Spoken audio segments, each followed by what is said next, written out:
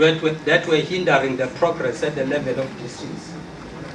And then we'll then look at the proposed terms of reference of this structure as to how the parameters on where the structure is going to operate.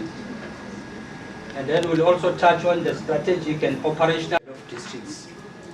Then we'll touch on recommendations and then conclude with the conclusion. Now, colleagues, if you look at the background, I think all of us, you will agree that when EGRI started at the level of districts, there were schools that were selected and they were part of the program.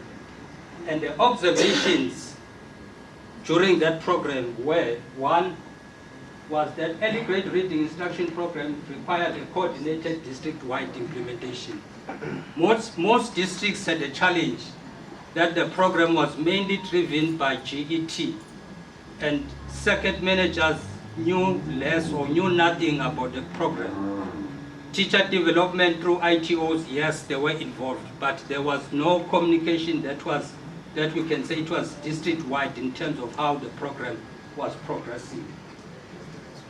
And then two, the success of EGRI depends on strategic leadership, operational support, monitoring and accountability.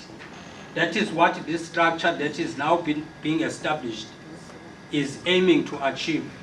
The strategic leadership, accountability and operational support. As the presentation progresses, colleagues, we will talk more about those issues.